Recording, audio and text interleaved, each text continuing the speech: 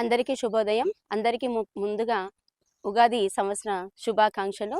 అయితే 2025వ సంవత్సరం మనం జరుపుకున్నటువంటి విశ్వవసు నామ సంవత్సరము ముగించుకొని ఇప్పుడు 2026వ సంవత్సరము మార్చి 19 తారీఖున మనము పరాభవ నామ సంవత్సరంలోనికి మనము ప్రవేశిస్తున్నాం అన్నమాట. అయితే తెలుగు ప్రజలు అత్యంత వైభవంగా సాంప్రదాయ పరంగా జరుపుకున్నటువంటి ఈ పండుగలలో ఈ ఉగాది పండుగ అనేది తొలి పండుగ. అయితే ఎంతో ప్రతిష్ట కలిగినటువంటి ప్రాముఖ్యత కలిగినటువంటి ఈ పండుగ తొలి పండుగ అన్నమాట. అయితే ఈ ఉగాది పండుగను ప్రతి ఏటా మనము చైత్ర శుద్ధ పాడ్యమి రోజున జరుపుకుంటారు. మరి ఉగాది అనే పదము సంస్కృతమైనటువంటి యుగాది అనే పదం నుండి వచ్చింది. అంటే యుగ అంటే కాలము, ఆది అంటే ప్రారంభము, యుగాన్ని ప్రారంభించడము అంటే సృష్టిని ప్రారంభించడము అని అర్థం. అయితే ఉగాది ఉ అంటే నక్షత్రం, గ అంటే గమనం, నక్షత్రాల గమనాన్ని లెక్క పెట్టడము అని అర్థం. అయితే మరి ఈ ఉగాది పండుగను మరి మన చైత్ర శుద్ధ పాడ్యమి రోజునే ఎందుకు ఈ విశిష్టత ఏంటి, మరి ఎందుకు మనము ఎన్నో పురాణాలు కథలు ఎందుకు ఉన్నాయి అనే విషయాన్ని తెలుసుకుంటే మనకు ముందుగా అసలు ఉగాది పండుగను ఎందుకు జరుపుకుంటున్నాం అనే విషయానికి వస్తే, మన సృష్టి మొత్తము అంటే ఈ విశ్వాన్ని సృష్టించింది ఎవరు? బ్రహ్మ. అయితే ముందు చాలా ఏళ్ల తర్వాత ఈ ఈ ప్రపంచం పైన మనుషులే కానీ ఇప్పుడు ఉన్నటువంటి మనం మనుషులము, అలాగే ఈ భూమి, నక్షత్రాలు, గ్రహాలు, సూర్యుడు, చంద్రుడు, అలాగే ఈ ఆకాశము ఏది కూడా లేకుండే అన్నమాట. మొత్తం కూడా చిమ్మ చీకటిగా ఉండేది.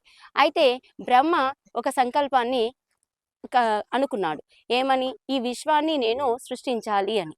అయితే అలా అనుకున్న తర్వాత కొంతకాలం తర్వాత ఒకనాడు తను మొదటగా ఆకాశాన్ని సృష్టించాడు, ఆ తర్వాత భూమిని, ఆ తర్వాత నదులని, నక్షత్రాలని, ఇలా ప్రతిదాన్ని సృష్టించుతూ పోయాడు. ఆ తర్వాత ఈ భూమి మీద ఈ ప్రపంచంలో ప్రతి ఒక్కటి అంటే నక్షత్రము, సూర్యుడు, చంద్రుడు, అలాగే ఆకాశము అన్నీ కూడా అవతరిస్తూ వచ్చాయి.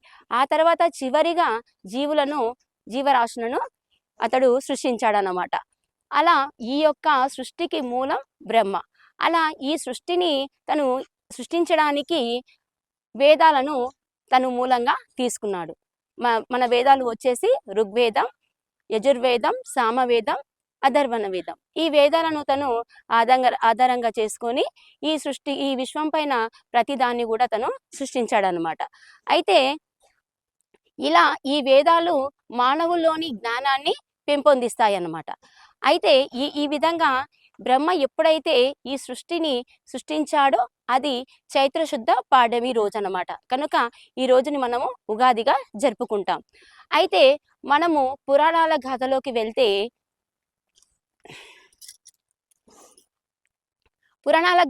వెళ్తే శివకుడు ఏం చేశాడంటే సోమకుడు ఈ యొక్క ప్రజలలో ఉన్నటువంటి జ్ఞానాన్ని చూసి భరించలేకపోయాడు.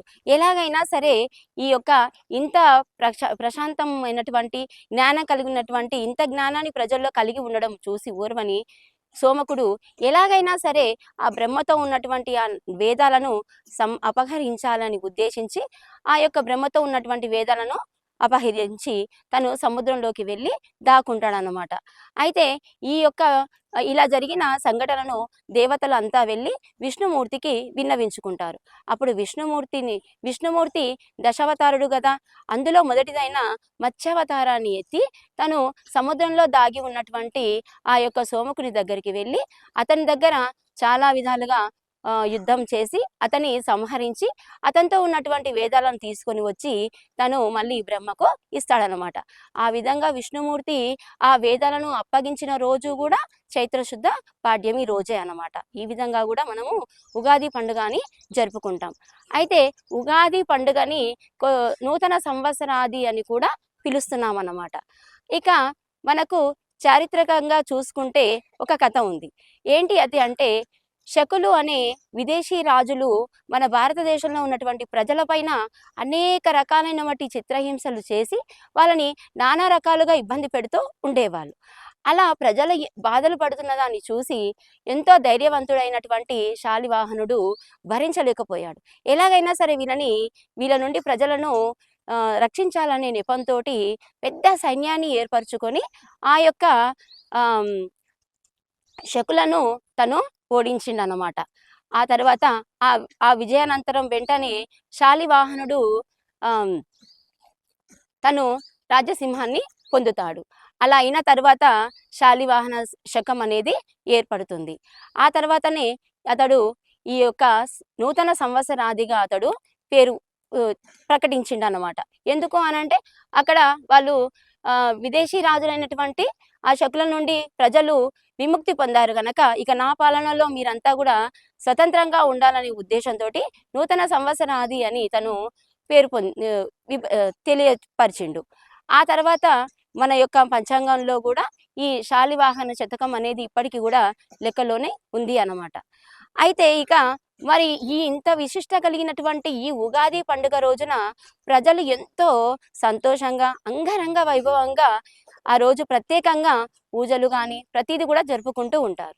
అయితే మరి ఆ ఉగాది పండుగ రోజున మనము ప్రత్యేకంగా నిర్వహించాల్సినటువంటి విషయాలు ఏంటి అనంటే షడ్రుచులు. అంటే షడ్రుచుల సమ్మేళనం, అలాగే పంచాంగ శ్రవణం. అయితే ఆ రోజున ఉదయాన్నే ప్రతి ఒక్కరు కూడా బ్రహ్మముహూర్తాన్ని లేచి తలంటు స్నానాలు పోసుకొని అభ్యంగన స్నానాలు అంటే నూనె పూసుకొని స్నానాలు చేయడం, ఆ తర్వాత ఇంటిని శుభ్రంగా అలంకరించుకొని అలాగే పూజలు చేస్తూ మామిడి తోరణాలను కూడా ఇంటికి అలంకరిస్తూ ఉంటారు. అయితే ఆ రోజున పచ్చడి అంటే షడ్రుచుల సమ్మేళనం అని చెప్పాం కదా, అంటే 6 రుచులతో కలిగినటువంటి ఈ యొక్క పచ్చడిని ఉగాది పచ్చడి అని అంటారు దాన్ని. ఉగాది పచ్చడిని దేవునికి నైవేద్యంగా సమర్పించి ఆ తర్వాత ప్రతి ఒక్కరు జీవితంలో వాళ్ళు తీసుకొని ఉంటారు. ఎందుకు అనంటే ఆ షడ్రుచులు అంటే 6. ఒకటి వచ్చేసి బెల్లం, తర్వాత వేప, ఉప్పు, మామిడి మామిడి మామిడి పండు, మామిడికాయ ముక్కలు, చింతపండు, కారం. ఇక్కడ ఒక్కొక్క పదార్థము ఒక్కొక్క ప్రత్యేకతను తెలుపుతూ ఉంది. కనుక మన యొక్క జీవితంలో కూడా మనము తీయగా, అలాగే చేదుగా, అలాగే సవాళ్ళను ఎదుర్కొనేటట్టుగా, అలాగే కొన్ని సమయంలో మనము నిస్సహాయురాలుగా ఉండడము, ఇలా ప్రతీది కూడా మనము జీవితంలో ప్రతి దానికి మనము రెడీగా అంటే మనం ఎదుర్కొనే ధీటుగా ఉంటాము అని చెప్పడానికే ఈ యొక్క ఉగాది పచ్చడిని మనము స్వీకరిస్తామన్నమాట. ఇక పంచాంగం అని చెప్పుకున్నాం. పంచాంగ శ్రవణం. అయితే పంచాంగ శ్రవణం వచ్చేసి మన యొక్క ఈ యొక్క నక్షత్రాల గమనం ఎలా ఉంది, అలాగే పంటలు ఎలా పండుతున్నాయి, అలాగే ఈ యొక్క మనము మన జీవనంలో మన యొక్క పరిహారాలు ఎలా ఉన్నాయి అనే విషయాన్ని ఈ యొక్క పంచాంగం ద్వారా మనము తెలుసుకుంటూ ఉంటాం. అయితే మనము బ్రహ్మ ఈ సృష్టిని సృష్టించాడన్న సమయంలోనే కాలగమనాన్ని కూడా సృష్టించాడనమాట. అంటే వారము, తిథి ఇవన్నీ కూడా ఈ కాలాలను బట్టి మన యొక్క ఎలా నక్షత్రాలు ఎలా ఉన్నాయి, వాటి ఆ సమయంలో మన జీవన విధానం ఎలా ఉంది అనే విషయాన్ని మనము ఈ యొక్క పంచాంగం ద్వారా తెలుసుకొని వాటికి మనము జాగ్రత్తగా అనుకూలంగా వ్యవహరిస్తూ ఉంటాము.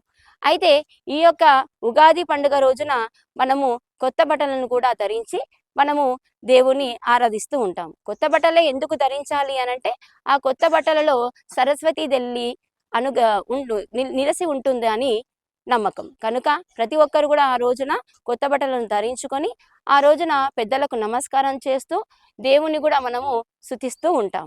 ఇంకొక ముఖ్య విషయం వచ్చేసి ఉగాది పండుగ అంటేనే నూతన సంవత్సరం, కొత్త సంవత్సరం అని చెప్పాం గనక మనము ముందు ఏం చేశాము, మన మనసులో ఎలాంటి ఆలోచనలు ఉన్నాయి అనేది పక్కన పెట్టి ఇప్పుడు కొత్త సంవత్సరంలో మనము ఎదుటి వాళ్ళతో ఎలా ప్రవర్తించాలి, మన జీవితంలో మనం ఎలా ముందుకు వెళ్ళాలి, మనము విజయాన్ని చేకూర్చడానికి ఏ ప్రయత్నంలో వెళ్ళాలి అనే విషయాలపైన మనము బాగా ఆలోచించుకొని ఉండాలి.